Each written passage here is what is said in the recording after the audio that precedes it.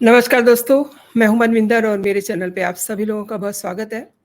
नरेंद्र मोदी शनिवार सुबह इसरो के कमांड सेंटर में जाते हैं और चंद्रयान 3 की टीम के वैज्ञानिकों से मिलते हैं। यहाँ उन्होंने 3 घोषणाएँ की। पहली घोषणा 23 अगस्त को हर साल भारत नेशनल स्पेस डे मनाएगा। दूसरा, चाँद पर लैंडर जिस जगह पे उतरा, वो जगह शिव शक्ति पॉइंट कहलाएगी। और तीसरा, चाँद पर जिस जगह चंद्रयान 2 के पद चिन्ह है, उस पॉइंट का नाम तिरंगा होगा। अब प्रधानमंत्री नरेंद्र मोदी ने चंद्रयान 3 की टच पॉइंट का नाम शिव शक्ति रखने का ऐलान कर दिया, लेकिन इस पे राजनीति शुरू हो गई है और कांग्रेस नेता राशिद अल्वी ने तो यहाँ तक कह दिया है कि ये हक नरेंद्र मोदी को किसने दिया है, यानी कि फुल राजनीति। आज इसी पे बात करते हैं। मेरे साथ आज के मेहमान हैं जाने माने वरिष्ठ पत्रकार ओमकार चौधरी जी। ओमकार जी, आपका बहुत बहुत स्वागत है मेरे चैनल पे। बहुत धन्यवाद मनविंदर जी याद करने के लिए, और आपके सभी दर्शकों को भी मेरा नमस्कार। सर, देख रहे हैं आप, चंद्रयान 3 की सफलता पर भी राजनीति शुरू हो गई है और कांग्रेस ने लैंडिंग पॉइंट का नाम शिव शक्ति रखने पर सवाल उठा दिए हैं। ऐसा लगता है कि विपक्ष प्रधानमंत्री नरेंद्र मोदी पर हमले करने के बहाने ढूंढती रहती है। क्या कहते हैं आप?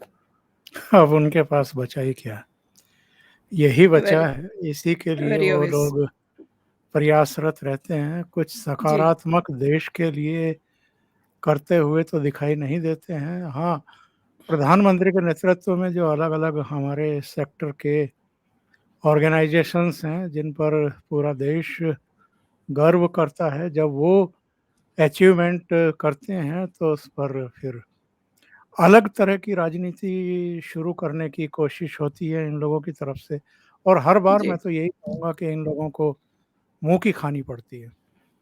जहाँ वेरी तक ये ऑब्वियस। प्रश्न है कि उस पॉइंट का नाम प्रधानमंत्री ने शिव शक्ति स्थल रखा है, एक तो सावन का महीना है, दूसरी बात ये है कि शिव जी का महीना माना जाता है, तीसरी बात ये है खुद प्रधानमंत्री ने ही अपने भाषण में कहा कि जब हम शक्ति की बात करते हैं तो हमें कन्याकुमारी हमारे जहन में आती है, हमारे मन मस्तिष्क में आती है। जब हम शिव की बात करते हैं तो मानवता और सत्यम शिवम सुंदरम वाला जो एक दर्शन है वो हमारे मन मस्तिष्क में उभरता है, और हिमालय से लेकर के और कन्याकुमारी को आपस में जोड़ने का जो विचार है वो कहीं ना कहीं शिव शक्ति नाम में निहित है। दूसरी बात ये है मनविंदर जी कि हम कितने दिनों से नरेंद्र मोदी को देख रहे हैं, गुजरात के चीफ मिनिस्टर रहे हों या अब देश का प्रतिनिधित्व कर रहे हों, देश का नेतृत्व कर रहे हों, उनका अपने बड़े वर्ग के मतदाताओं को एक संदेश और संकेत भेजने का अपना ही एक तरीका है। अब आप देखें तो जो नई पार्लियामेंट बनी है उसमें आप स्पीकर की चेयर के पास सेंगोन की स्थापना कर रहे हैं, राजदंड जी, की जी, स्थापना कर रहे हैं। जी, इसके अलावा अगर हम देखें तो जो नया एग्जीबिशन कम कन्वेंशन सेंटर बना है, इंटरनेशनल लेवल का जो बना है प्रगति मैदान में, जिसमें अभी 9 और 10 सितंबर को G20 समिट होने जा रही है, जिसमें अमेरिका के राष्ट्रपति से लेकर के चीन के राष्ट्रपति और तमाम देशों के राष्ट्र प्रमुख भाग लेंगे। वहाँ प्रवेश द्वार पर ही शंख की प्रतिकृति रखी गई है, जी। और अब जहाँ लैंडर ने अपने पहले कदम रखे हैं उस हुँ, स्थान को अगर उन्होंने शिव शक्ति का नाम दिया है, तो ये हुँ, तीनों चीज़ें जिनका मैंने चर्चा किया है, जी, ये तीनों ही एक प्रतीक हैं। हमारी जो पहचान है, हमारी जो मूल पहचान है हिंदुत्व की, और जो हमारी सांस्कृतिक विरासत है, जिसके पुनरुत्थान में आजकल प्रधानमंत्री नरेंद्र मोदी लगे हुए हैं। चाहे काशी विश्वनाथ कॉरिडोर का एक तरीके से रूपांतरण करना हो, चाहे हुँ, हुँ। केदारनाथ पुरी का भव्य स्वरूप स्थापित करने का हो, चाहे उज्जैन में महाकाल मंदिर का हो, या भगवान राम के मंदिर का निर्माण जो जनवरी 2024 में अ, राम भक्तों के लिए उसको लोकार्पित कर दिया जाएगा, या हुँ, सोमनाथ हुँ। मंदिर के लिए भी जो गलियारा बनाया गया है। तो मेरा कहना ये है कि प्रधानमंत्री नरेंद्र मोदी ये संकेत और संदेश केवल अपने मतदाताओं को नहीं दे रहे हैं, उन लोगों को भी दे रहे हैं जो हिंदुत्व विरोध की राजनीति करते रहे हैं, जो तुष्टीकरण के बीज बो कर के इस देश के समाज को भी और देश को भी बांटते रहे हैं, और वोटों की लहलाती हुई फसलों को काटते रहे हैं। और विदेशों में, दुनिया में भी बैठे हुए ऐसे बहुत सारे लोग हैं, यहाँ तक कि American media, Canadian media, UK का मीडिया, गार्जियन से लेकर के तमाम बीबीसी और ये सब, इसके अलावा हम देखें तो आपका जो खाड़ी देशों का मीडिया है, अल जजीरा से लेकर के तमाम, जी, वो जी। सब जो हिंदुत्व है, जो भारतीय हैं, उनके खिलाफ एक तरीके से विश्व वमन का काम करते रहे हैं। हुँ, हुँ। लेकिन प्रधानमंत्री जब भी उनको अवसर मिलता है, तो देश और दुनिया को ये मैसेज ज़रूर भेज देते हैं कि हम हिंदू हैं, ये हिंदुस्तान है, हमारी एक गौरवशाली संस्कृति है, इतिहास है, और हम उसकी पुनर्स्थापना करके रहेंगे। तो ये जो पेट में दर्द मरोड़ हो रहा है शिव शक्ति नाम रखने पर, जी। मुझे लगता है कि कांग्रेस का भी कोई अधिकृत बयान नहीं है, ये राशिद अल्वी का बयान है। हुँ, हुँ, और ये हुँ। राशिद अल्वी इस तरह की राजनीति करते रहे हैं, मुस्लिम परस्त हैं, हाँ, हाँ। तुष्टीकरण की राजनीति करते रहे हैं। जब भी मोदी जी या उनकी कैबिनेट या उनकी सरकार कोई इस तरह का मूवमेंट करती है, तो ऐसे बहुत सारे राशिद अल्वी अब देश में हैं। मीडिया हुँ। में भी बहुत सारे राशिद अल्वी हैं, जिनके जी। पेट में दर्द होता ही है। जी, और जी, सही कह ऐसे रहे हैं। अवसर पर अगर ये लोग राजनीति करेंगे, तो बहुत घाटे में रहेंगे। जी। एक और बात है, चंद्रयान 3 की सफल लैंडिंग के बाद जिस तरीके से पूरी दुनिया, भारतीय जो वैज्ञानिक हैं, उनको सराह रहे हैं, उनकी प्रशंसा हो रही है और आप देखिए कि पूरा देश भी एकजुट दिखाई दे रहा है। क्या लगता है कि इसका लाभ किसी न किसी तरीके से आने वाले चुनाव में प्रधानमंत्री नरेंद्र मोदी को मिल सकता है? मैं तो अपनी बात बताता हूँ सबसे पहले दर्शकों को। जी। जब अ, चंद्रयान 3 चंद्रमा की सतह की ओर बढ़ रहा था, और जब अपनी दूरी घटा रहा था, 21-22 किलोमीटर से फिर 16 पर, फिर 8 पर, फिर 6 किलोमीटर पर, उसके बाद फिर 3 किलोमीटर पर, और उसके बाद फिर पता लगा कि हुँ, हुँ। मीटर्स की बात होने लगी है, किलोमीटर की हुँ, जगह। हुँ। और जब उसने टच किया फाइनली, तो मेरी आंखों में आंसू बह रहे थे। हम लोग साइंस और विज्ञान को लेकर के भी इतने सेंटिमेंटल हो सकते हैं, ये मैंने तब सोचा। और मैं अकेला तो नहीं होऊँगा ना इस हिंदुस्तान में जिसकी आँखों में आँसू आए हैं। और ये आँसू क्यों आए? क्योंकि 2019 में 4 साल पहले चंद्रयान 2 को भी हमने देखा था, और विक्रम लैंडर को भी हमने देखा था, जो बिल्कुल सतह के पास जाकर के दुर्घटना का शिकार हो गया था। तो हम लोगों को लगा कि ये क्या हो गया? हमारे वैज्ञानिकों की महीनों की, सालों की, बल्कि 13 साल की मेहनत थी, जब 2019 में चंद्रयान 2 को भेजा गया था, और उसकी सफल लैंडिंग होने वाली थी, और कुछ चूक हो गई। तो वो जो भूल थी उसको सुधारते हुए हमारे वैज्ञानिकों ने चंद्रयान 3 तैयार किया, और इस बार कोई चूक हुई नहीं।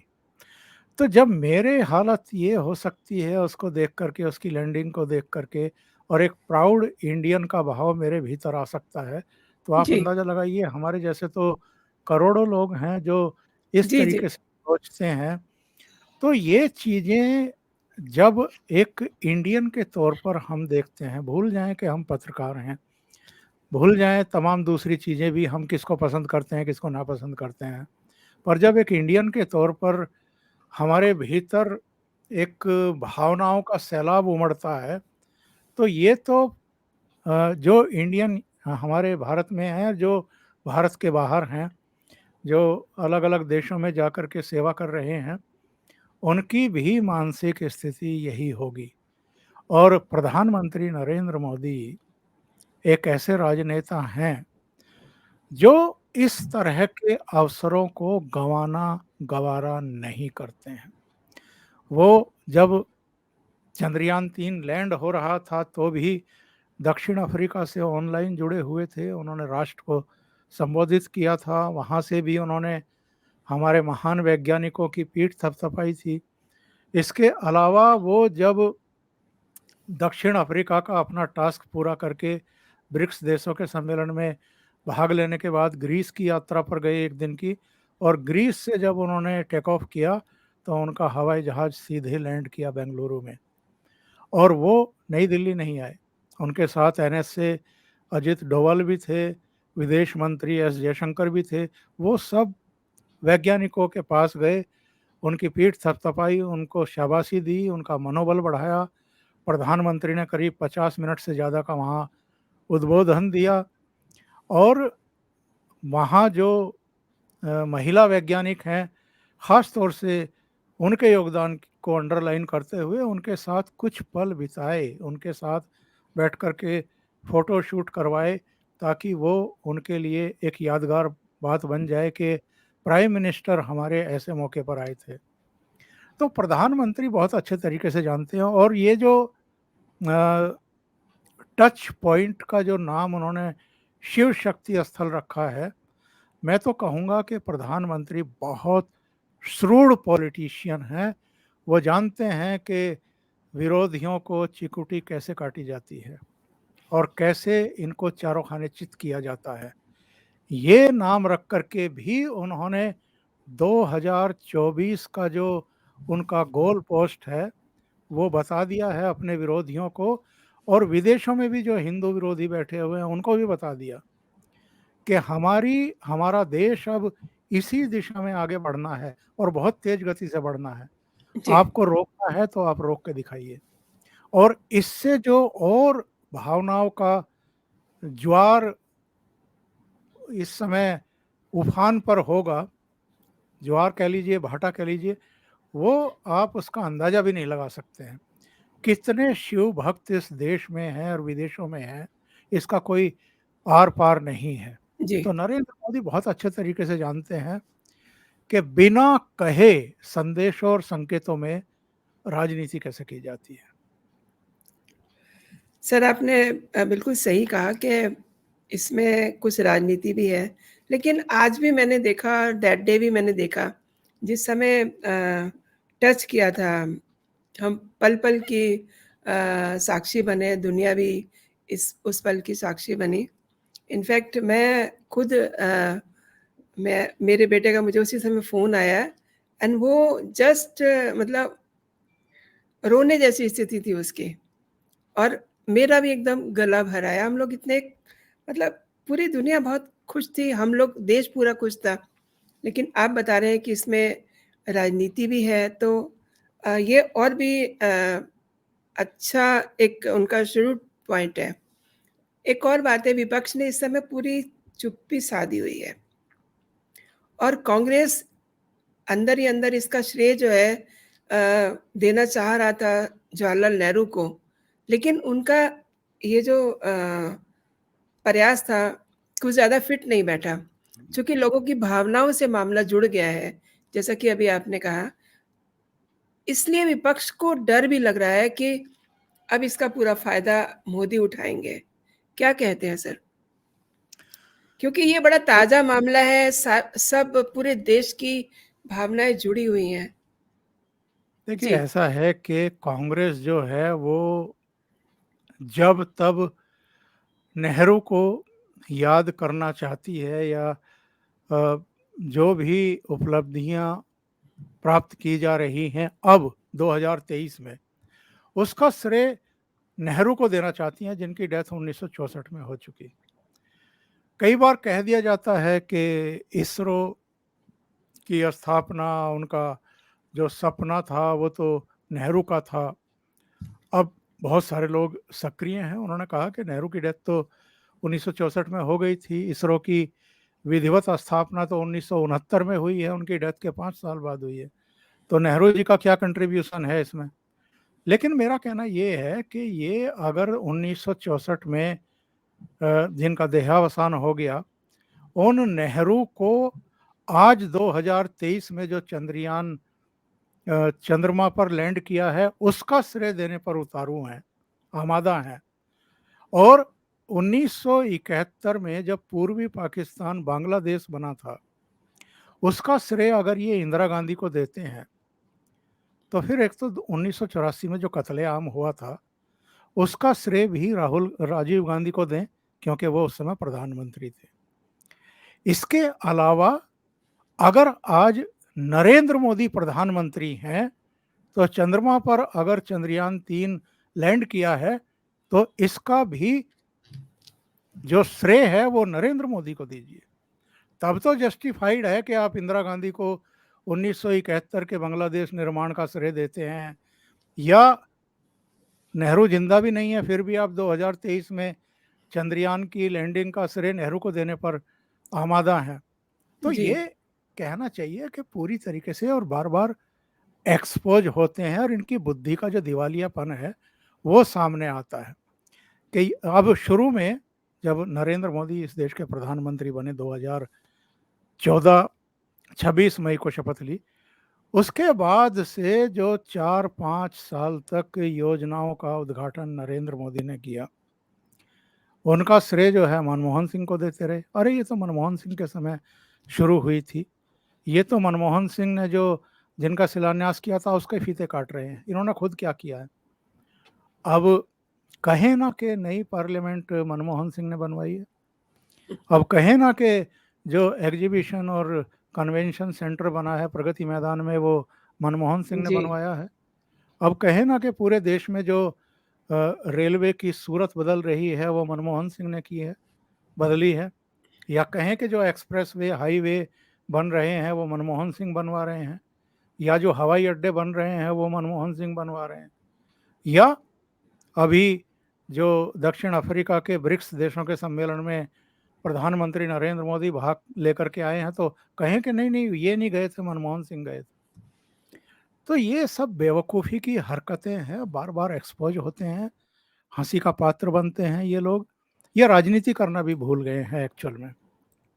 होना क्या जी। चाहिए कि अगर कोई बड़ी उपलब्धि हासिल कर रहे हैं हमारे, चाहे वैज्ञानिक हैं, चाहे चिकित्सा क्षेत्र से हैं, चाहे विनिर्माण के क्षेत्र से हैं, चाहे हमारी अर्थव्यवस्था अगर दुनिया की 5वीं बड़ी अर्थव्यवस्था हुई है उसके अचीवमेंट हैं, तो इसमें इनको खुशी जाहिर करनी चाहिए और एक बयान ये देना चाहिए कि भाई जो भी अचीवमेंट इस समय हो रहे हैं इसका लाभ जो हमारे गरीब लोग हैं, वंचित लोग हैं, जो विकास की यात्रा में पिछड़ गए हैं, उनको अब मिलना चाहिए।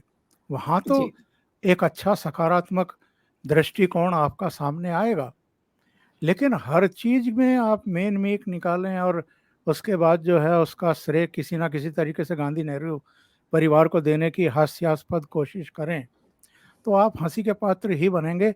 और जो आपकी एक अगर कुछ साख बची है, तो जो थोड़ी बहुत बची है वो भी, उसका भी मटिया मेट हो जाएगा।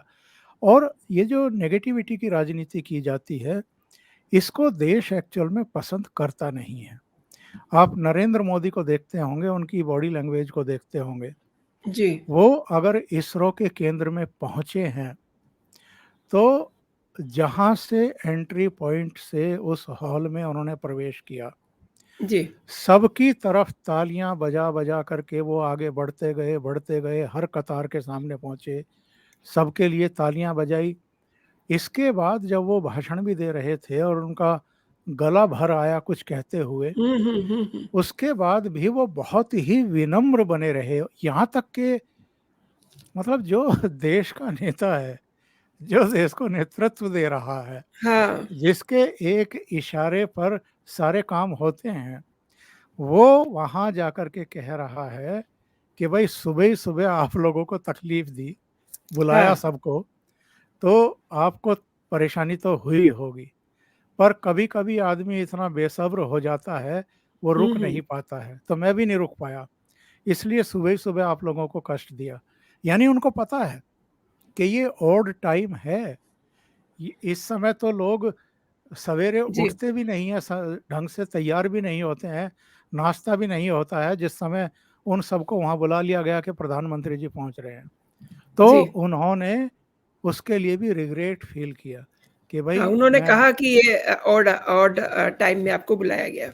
हाँ, तो ये उनका बड़प्पन है। दूसरी हुँ, तरफ हुँ। इनका घमंड ही खत्म होने का नाम नहीं ले रहा है। हुँ, ये देश के एक ऐसे प्रधानमंत्री को गालियाँ ही निकालते रहते हैं, जो प्रधानमंत्री कभी छुट्टी ही नहीं लेता है, कहीं किसी तरह के जश्न में ही शामिल नहीं होता है, या हमने तो सुना नहीं है कि कभी बीमार भी पड़ता है। हुँ, हुँ, बीमार हुँ। भी होते होंगे तो भी अपना काम करते हैं। अपनी माँ की अंत्येष्टि की, दाग दिया उनको और उसके बाद काम दिल्ली पे से लग गए। कलकत्ता के बीच रवाना होने वाली वंदे हुँ, हुँ। भारत एक्सप्रेस को हरी झंडी दिखाने के लिए पहुँच गए। तो ये सब चीज़ें बताती हैं। और दूसरी तरफ अभी गांधी परिवार की जानकारी आ रही है कि राहुल गांधी तो 6 दिन से लेह लद्दाख में मौज-मस्ती कर रहे हैं। हाँ। आज आज पता लगा कि सोनिया गांधी श्रीनगर पहुंची है और वहां की एक झील में नौका विहार करती हुई देखी गई हैं। जी, जी। कल प्रियंका और रॉबर्ट वाड्रा भी वहां पहुंच रहे हैं। राहुल गांधी भी लेह लद्दाख से श्रीनगर पहुंच रहे हैं। तो पूरा परिवार मस्ती के मूड में है, छुट्टियों के मूड में है। तो प्रधानमंत्री के पास तो इतना समय नहीं है। तो ये देश एक्चुअल में हर चीज़ देखता है, हर हरकत पर नज़र रखती है उसकी, कि विपक्षी दलों के नेताओं की क्या हरकत है और प्राइम मिनिस्टर देश के लिए क्या कर रहा है, वैज्ञानिकों के लिए क्या कर रहा है। अभी हाल ही में पूरे देश ने देखा कि किस तरीके से इन्होंने पूरा जो मानसून सत्र है, बड़े वाले हंगामे की भेंट चढ़ा दिया। वजह मणिपुर हिंसा और 2 महिलाओं के साथ जो दरिंदगी, जिसको इन्होंने मुद्दा बनाया। नो डाउट वो एक बुरी घटना थी, लेकिन ये जो उन्होंने मानसून सत्र में अपना एक शो दिखाया, ज़ाहिर है मतलब जो 2 महिलाओं वाला एक इन्होंने वायरल किया वीडियो, वो एक इनका कुप्रयास था, जो ये बताना चाह रहे थे कि मोदी शायद आधी आबादी को रिस्पेक्ट नहीं देते हैं। लेकिन आज आप देखिए, देश ने देखा कि किस तरीके से प्रधानमंत्री ने विश्व स्तर पे इसरो केंद्र में जब वो जाते हैं, तो वहाँ उन्होंने महिला शक्ति को न केवल सम्मान दिया, बल्कि उनकी प्रशंसा की, उनके सामने लाइक ऐसे हाथ जोड़ के इसको शब्दों में बयान नहीं किया जा सकता। और ये कहते हैं कि प्रधानमंत्री महिलाओं का सम्मान नहीं करते हैं, क्या कहते हैं सर आप? देखिए, इसमें कई पॉइंट हैं। पहली बात तो ये है कि महिला को सम्मान नहीं करते, तो हुँ, एक आदिवासी महिला को राष्ट्रपति नहीं बनाते। दूसरी वेरी बात ट्रू। ये है कि सेनाओं में महिलाओं को कमीशन दिलवाना जी। और ये निर्देश जारी करना डीजीसीए को और जो अपना विमानन मंत्रालय है कि अधिक से अधिक महिला पायलट जो हैं वो भर्ती की हुँ, जाए। जी। अधिक से अधिक महिलाओं को क्रू मेंबर के तौर पर और दूसरे महकमों में लिया जाए। हुँ, हुँ। सेनाओं में अग्रिम मोर्चों पर महिलाओं को नहीं भेजा जाता था, विश्वास नहीं किया जाता था।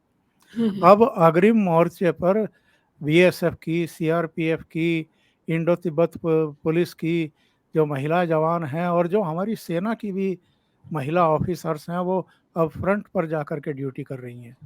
और कोई किसी तरह का कोई वैसा ग्रेस नहीं है कि भाई ये महिला हैं तो इनको रात में ड्यूटी मत लगाइए। हर क्षेत्र में अब महिलाएं बढ़ चढ़ करके भाग ले रही हैं। जी। आपने देखा होगा जो पिछला आपका गणतंत्र दिवस था, राजपथ पर लगभग हर झांकी को लीड महिला जी, कर रही थी महिलाओं ने और लीड किया था हर उसको। हर सेना और अर्धसैनिक बलों की टुकड़ियों का नेतृत्व महिलाएं कर रही थी। तो वो महिलाओं को क्या स्थान देकर के चल रहे हैं, किस तरीके से अ, महिला बचाओ, महिला पढ़ाओ, महिला बढ़ाओ का नारा उन्होंने दिया। इसके अलावा भी अगर हम देखें तो प्रधानमंत्री नरेंद्र मोदी ने अगर मैं गलत नहीं हूँ तो एक बार पानीपत में एक कार्यक्रम किया था जिसमें माधुरी दीक्षित भी आई थी, कुछ दूसरे लोग भी आए थे। उस समय बहुत सारे ऐलान किए थे अलग-अलग सेक्टर के लिए और उन सेक्टर्स में अब सारे बदलाव दिखाई दे रहे हैं। जहाँ तक मणिपुर का प्रश्न है, ये सेलेक्टिव तौर पर किसी एक स्टेट को टारगेट करना हुँ, या हुँ। वहाँ की जो जातीय हिंसा दशकों से होती आई है, मैतेई समुदाय में, कुकी समाज में, मैतेई समुदाय में और नागा समाज में एक सतत संघर्ष चला आ रहा है। जातीय संघर्ष वहाँ पर है, सामुदायिक संघर्ष है।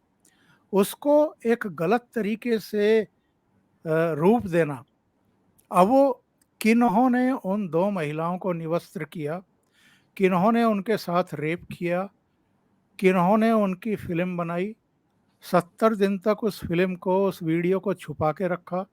ठीक मानसून सत्र के पहले दिन उस वीडियो को सामने लाया गया। इसके पीछे दिमाग किसके थे, ये अपने आप में जाँच का विषय है। जिन्होंने उन महिलाओं के साथ दरिंदगी की, वो गिरफ्तार हो चुके हैं। लगभग सबको उठा कर हुँ, के हुँ। अंदर ठूँस दिया गया है। हुँ, हुँ।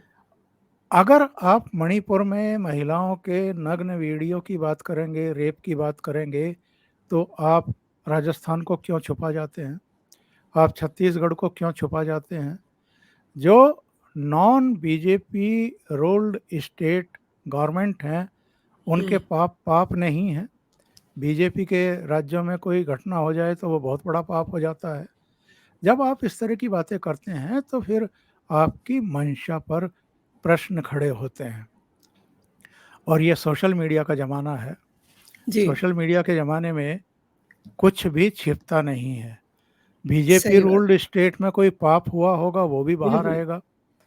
गैर बीजेपी रूल्ड स्टेट में कोई पाप होगा तो वो भी सामने आएगा और पब्लिक फैसला करती है अंततः कि नीयत किसकी क्या थी, मंशा किसकी क्या थी किन घटनाओं को लेकर के और नीयत किसकी साफ है और किसकी नीयत में खोट है, ये दूध का दूध और पानी का पानी जनता समय आने पर कर देती है। कांग्रेस समेत पूरा जो मोदी विरोधी खेमा है, उसमें लिबरल्स भी ले लीजिए, लेफ्टिस्ट भी ले लीजिए। आजकल 2024 में सत्ता पक्ष को चुनौती देने के लिए बैठकें कर रहे हैं। मुद्दा उनके पास कोई है नहीं, सिवाय इसके कि मोदी को हटाना है। अच्छा, मोदी को क्यों हटाना है? इसका भी उनके पास कोई जवाब नहीं है। ऐसे में क्या वो मतलब विकल्प बन पाएँगे देश की जनता को अ, परिवर्तन के लिए, चेंज के लिए तैयार कर पाएँगे? क्या सोचते हैं आप? देखिए इसका थोड़ा सा लंबा जवाब देना पड़ेगा। श्योर। एक तो ये है कि जिस विपक्ष की आप बात कर रहे हैं उनके सबके लगभग कपड़े फटे हुए इस मीन मायने में है कि कुछ को छोड़ करके ममता बनर्जी को छोड़ दीजिए, हुँ, ऐसे एक दो और चेहरे ले लीजिए, हुँ, हुँ। उनको छोड़ दें तो सबकी राजनीतिक जमीन जो है वो खिसकी हुई है, यानी सबके पैरों के नीचे जमीन नहीं है और हद तो ये है कि उनको यकीन नहीं है कि उनकी ज़मीन खिसक गई है। खिसक तो चुके हैं। सब अपना-अपना वजूद, अपना अस्तित्व बचाने की लड़ाई लड़ रहे हैं। वो मोदी को हटा पाएँगे ये तो उनको भी यकीन नहीं है, उनको भी पता है कि मोदी को नहीं हटा पाएँगे हम। मेन बात ये है कि जो इस समय पार्लियामेंट में ताकत है, उसमें कितना और इज़ाफ़ा कर सकते हैं, बढ़ोतरी कर सकते हैं, या जितनी सीटें 2019 में आई थी क्या वो बचा सकते हैं, इसके लिए जद्दोजहद है। दूसरी बात ये है कि इनके आपस के ही इतने ज़्यादा अंतर्विरोध हैं। अब हर आदमी तो प्रधानमंत्री बनने के सपने देखता है, बिल्कुल। मतलब घर में नहीं दाने और अम्मा चली भुनाने। ममता बनर्जी पश्चिम बंगाल से बाहर, उनको कोई नहीं जानता, एक कोई नहीं वोट जानता। कोई उनको नहीं देगा, वो भी प्रधानमंत्री बनना चाहती हैं। अखिलेश यादव, जो जिनको 2014 में भी और 2019 में भी 5 ही सीटें मिली लोकसभा की, वो भी प्रधानमंत्री बनना चाहते हैं। अरविंद केजरीवाल जो केवल 2 राज्यों तक सीमित है, और 2019 के लोकसभा चुनाव में केवल एक संगरूर की सीट मिल पाई थी उनको, वो भी प्रधानमंत्री बनना चाहते हैं। शरद पवार की उम्र भले ही 83 साल की हो गई हो, उनको लगता है देवगौड़ा की तरह उनका भी दांव लग सकता है।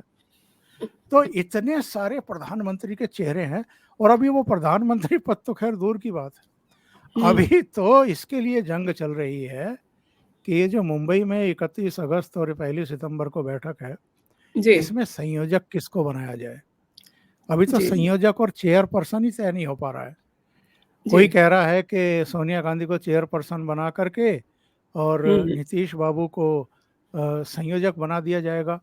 तो डर इस बात का है कि जैसे ही सोनिया गांधी को और नीतीश कुमार को कमान दी सौंपी जाएगी, कहीं अरविंद केजरीवाल जैसे ना भाग खड़े हों। हुँ, तो हुँ। अभी इनकी जो परेशानियां हैं, इनका जो गोल पोस्ट है, वो बस ये है कि किसी तरीके से हम एकजुट बने रहें, और 2024 आते आते जनता में हम ये मैसेज दें कि भाई देखो, हम 26 दल हैं, 28 दल हैं, सब इकट्ठा हैं, मोदी जी को हटाओ, हम आपको सरकार देंगे। अच्छा, मोदी जी को क्यों हटाओ भाई? मोदी जी को इसलिए हटाओ कि इन्होंने तो हमारा बेड़ा गर्क कर दिया। हमने अब तक जितना खाया था, जितना लूटा था, वो सभी हलक में हाथ दे करके उसको निकालना चाह रहे हैं। सीबीआई को पीछे लगा रखा है, ईडी को पीछे लगा रखा है, आईटी विभाग को पीछे लगा रखा है, और बहुत सारी जगह तो आपका नारकोटिक्स ब्यूरो भी पीछे लग गया है। तो ये सब घबराए हुए हैं कि इन्होंने जो अतीत में गुलगपाड़े कर रखे हैं, भ्रष्टाचार कर रखे हैं, अपनी 7 पुस्तों का बंदोबस्त कर रखा है, मोदी अगर तीसरी बार भी प्रधानमंत्री बन गया तो फिर इनकी खैर नहीं है। जो अभी तक कहीं दबाया छिपाया है, बेनामी संपत्ति के रूप में अभी तक सामने नहीं आया है, ये उसको भी निकाल लेंगे और हम बर्बाद हो जाएंगे।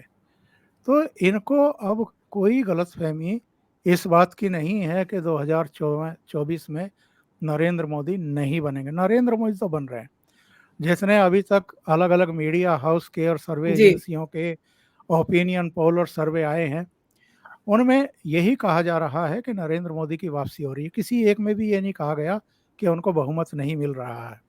और वैसे भी नरेंद्र मोदी ने एज प्राइम मिनिस्टर कोई पाप नहीं किया है, उन पर कोई दाग नहीं है। उनके बारे में लोगों की राय बड़ी नेक है, और जब लोगों से पूछा जाता है कि एज प्राइम मिनिस्टर आप किस किस को पसंद करते हैं, तो करीब करीब 60% जनता इस देश की नरेंद्र मोदी को ही प्रधानमंत्री चाहती है। तो इनकी सिरदर्दियां दूसरी हैं, इनकी चिंताएं दूसरी हैं। ये उनको ही किसी तरह से लक्षित कर लें, यही बड़ी उपलब्धि है इनकी। सीट इसके शेयरिंग। अलावा, हाँ, इसके अलावा कुछ नहीं कर पाएंगे। सीट शेयरिंग पर तो इनके सिर फूटने हैं। जी, सीट शेयरिंग हो ही नहीं पाएगी, वो तो संभव ही नहीं है। जी। आपने बहुत बढ़िया जानकारी दी, और दर्शकों को मैं समझती हूँ कि आपने बहुत आसान शब्दों में समझाया। बहुत-बहुत शुक्रिया आपका मेरे शो में शामिल होने के लिए। नमस्कार। धन्यवाद आपका। Thank you so much.